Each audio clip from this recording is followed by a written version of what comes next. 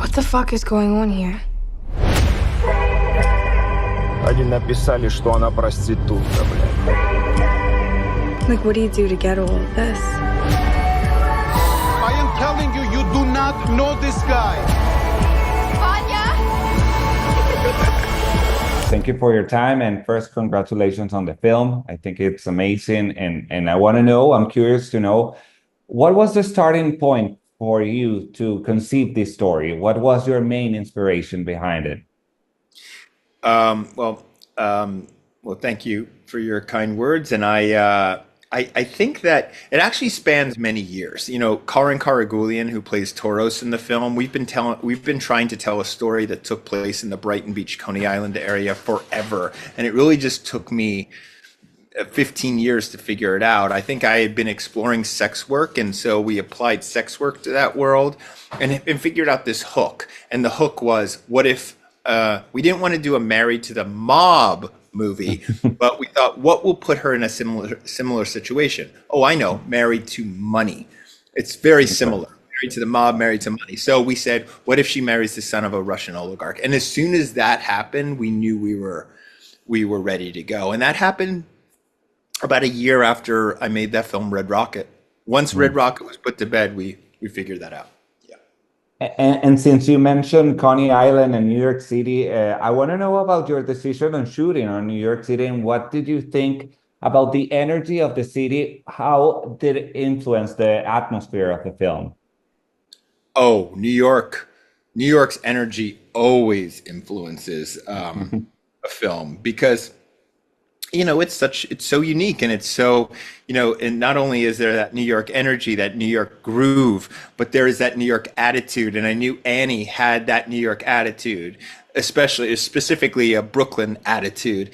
And so we really leaned into that. We almost said, we want our film to have the same attitude, which means, you know, the film has to be just as unapologetic and just as scrappy, et cetera, et cetera. So, and then shooting there, I have to say, shooting there was a dream. You know, I hadn't shot there for almost, oh my God, since 07. 07 was the last time I did shoot a fashion film there. And I think the fashion film, which was done in 2021, and which I also shot in Coney Island, I think that's what got me interested in it again. So that's a little bit to answer your first question.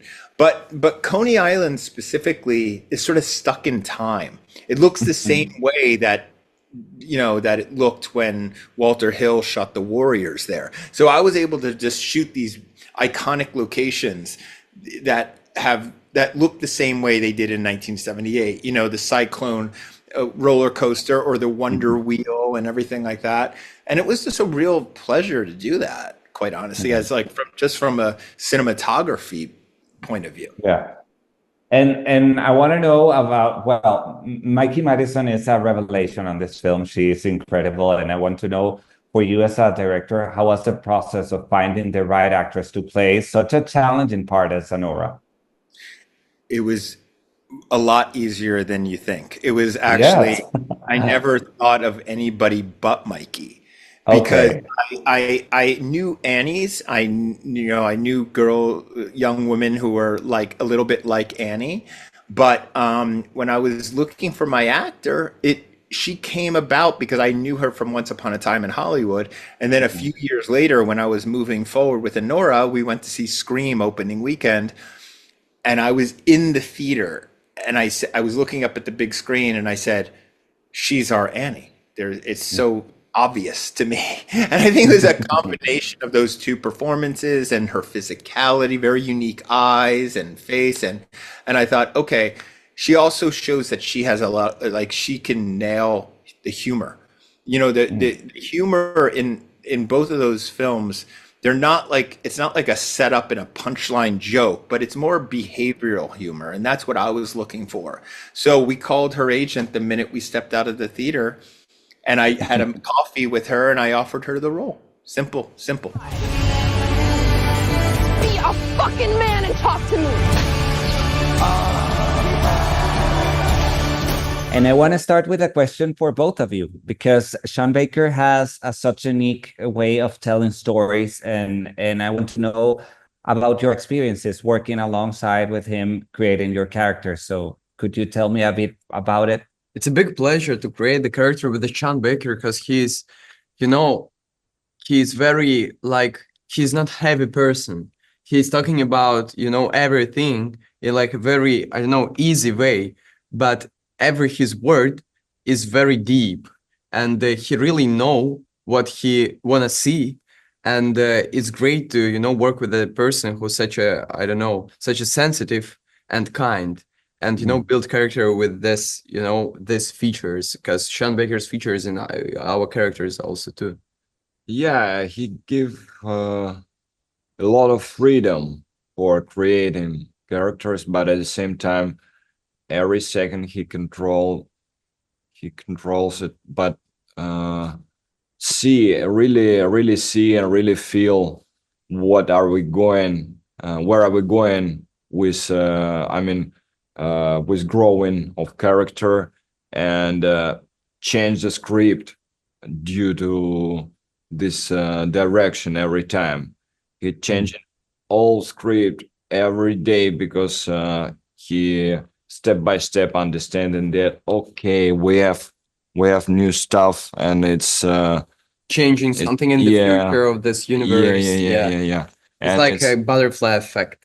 And Mark, Ivan is kind of an antagonist in this film, but it's a very likable antagonist, because you get to understand him, even if he doesn't do the right thing all of the time. You get to understand him. So how was the talent for you to create that kind of antagonist that people can even love and relate to him? It was a big challenge for me to play such a character. Yes, you're right, he's antagonist, because it's first time I played, you know, like a bad guy. Yes, and we thought a lot about his pain, because any antagonist, it's a, you know, pain. And with this pain, this antagonist, this character is trying to fight against, and he's losing. Yeah, it's a, you know, center of antagonist. And we thought about pain of Ivan and his point of pain, his family. They are very powerful, and he, like Anora, doesn't belong himself. Yes, and because of it, the whole first act is like a just compensation of this, you know, black hole inside his heart. Yes, and it's a story how guy is losing everything. He's losing love. Yeah. And Yura, Igor is a character, is such an amazing character. He doesn't have many dialogue, but people get to understand who he is without saying that much. And I guess that must have been a big challenge for you. And I want to know, how did you create that? It's all about Sean's editing, because I just keep my attention to Mikey all this way, because Igor trying to help to her, and he has to understand all what she's feeling every moment, and what does she want to every second. And I think that love is attention, and it's, if you love someone, all your attention will be on this person or thing, for example. And I just keep my attention to Mikey, and after that, Sean already give time for this character on the screen for growing this relationship which I'm talking about.